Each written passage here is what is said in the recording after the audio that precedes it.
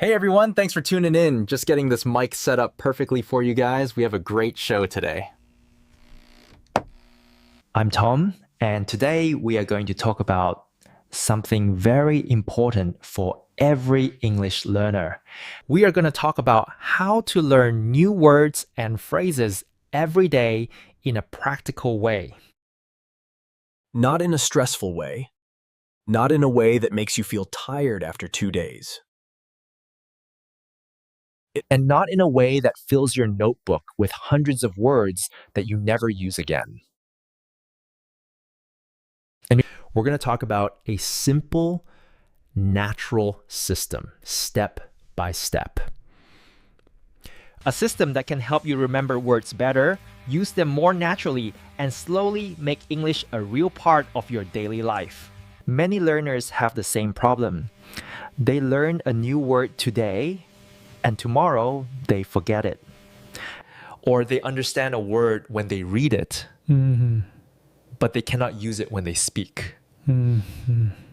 Or they write long vocabulary lists, but those lists stay on the page. They do not become real language. If this happens to you, it does not mean you are bad at languages. It usually means your method needs to change. Learning vocabulary is not only about seeing a word and writing the meaning. Real learning happens when you meet the word many times, understand how it works, connect it to your life, and then use it again and again in a natural way. So today I want to show you how to do that. Let's begin with the first big idea. Do not wait for a perfect study session. Many people think they need one free hour, one quiet room, one cup of coffee, and the perfect mood before they can learn vocabulary. But real progress often comes from small moments, not perfect moments. You can learn English in little parts of your day. For example, when you wake up in the morning, you can review 2 or 3 phrases while you drink tea or coffee. When you are walking somewhere, you can think about one expression and make a sentence with it. When you are waiting in a shop, waiting for a bus, or sitting for a few minutes before work, you can quickly look at 5 words on your phone. These small moments matter a lot. They may look unimportant, but they are powerful because they happen often. And when you meet the same work many times in one day, your brain starts to feel that the word is important. Let me give you an example. Imagine that today you want to learn the phrase run out of. Maybe you hear this sentence, I ran out of coffee this morning. First, you understand the meaning.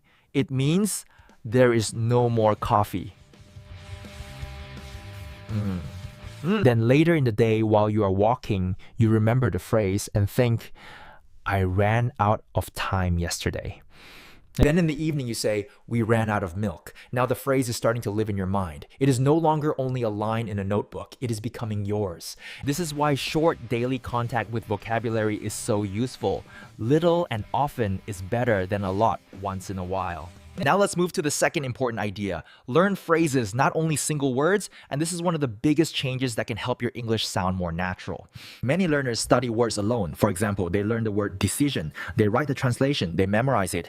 Later when they speak, they are not sure how to use it. So instead of learning only decision, learn a full phrase such as make a decision, then learn a sentence like I need to make a decision soon.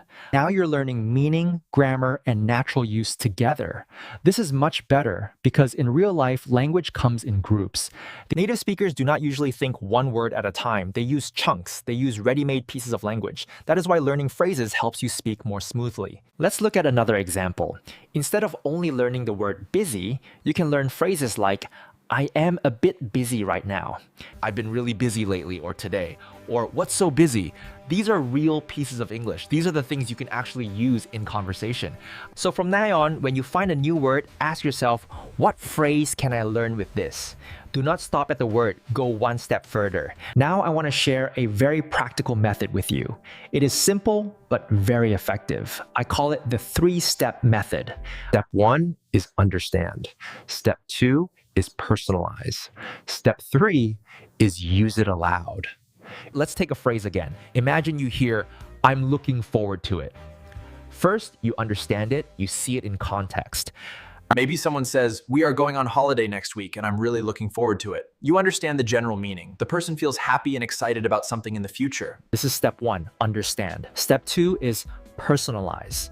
This means you make the phrase part of your own life. You do not leave it inside another person's sentence. You bring it into your world. So now you say, I'm looking forward to the weekend, or I'm looking forward to seeing my friend, or I'm looking forward to finishing work today. Now the phrase is closer to you. It has a personal connection that makes it easier to remember. Then comes step 3. Use it aloud. This part is really important. Please do not skip it. Many learners read a phrase, understand it, maybe even write it, but they never say it. Then later they wonder why speaking feels difficult. Speaking, my friends, is physical. Your mouth needs practice, your tongue needs practice, your voice needs practice.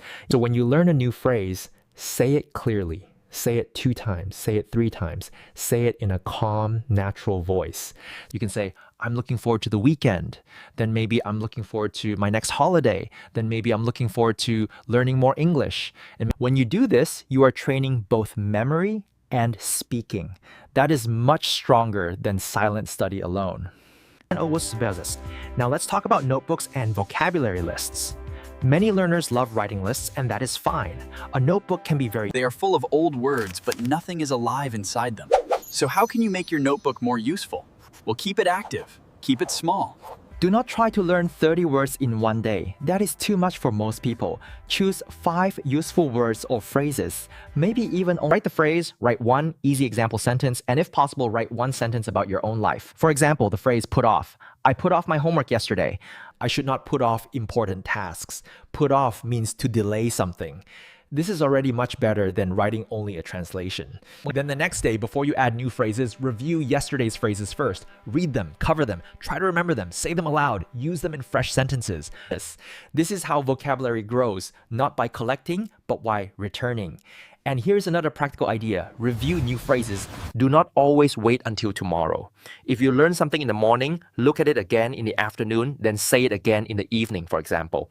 In the morning, you learn the phrase to deal with something and you read, I need to deal with this problem. In the afternoon, you say, I dealt with a lot of emails today. In the evening, you think, how do I deal with stress? Now you have met the same phrase 3 times in one day. That repetition gives the phrase strength. A lot of forgetting happens because there is only one meeting. One quick look and then goodbye. But words need more than one meeting. They need repeated contact. So please remember this. When you learn something new, do not leave it alone. Meet it again later the same day. All right, now let's talk about how to turn new vocabulary into real speaking. Do not let vocabulary stay only in your eyes. Bring it into your mouth. Many learners read a lot, that is good. Many learners listen to podcasts or watch videos. That is also fine. But if you stop there, your progress can become one-sided.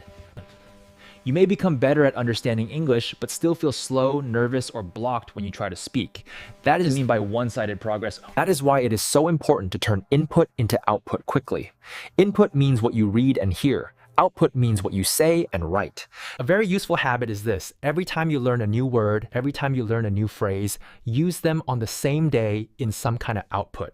Let me show you what this looks like. Imagine you hear these 3 phrases in a podcast. It depends. I'm not used to it. That sounds like a good idea. These are simple phrases, but they are very useful. Now, do not just listen and move on. Stop for a moment. Use them. You can say, do I like working in the morning or at night? Well, it depends. Then, I wake up early now, but I'm not used to it yet. And then studying English for 10 minutes every day sounds like a good idea. This small exercise changes everything. Now the phrases are not... And used language stays in the mind more strongly. You can also do this in writing. After you learn a new phrase, write 3 or 4 short sentences. This kind of writing does not need to be perfect. The goal is not beautiful writing. The goal is active contact with the language. All right, now let's move to memory. How can you help your brain remember words better? One very effective way is to connect words with pictures, feelings, or strong situations. The brain remembers dry information less easily, but it remembers things that feel vivid, personal, or emotional. Let's take the word exhausted. Maybe you know this word. It means very tired. If you only write exhausted equals very tired, that may not stay in your memory for long. But now imagine yourself after a very long day. You can almost feel that moment. Maybe you remember a real day like that. That feeling gives the word more life. Or think about the phrase in a rush. You can imagine yourself leaving home late, looking at the clock, trying to find your keys, walking fast and saying, sorry, I can't talk now, I'm in a rush. This little mental picture is much stronger than a simple translation. So when you learn a new word or phrase, ask, can I see it? Can I feel it? If the answer is yes, the memory becomes stronger.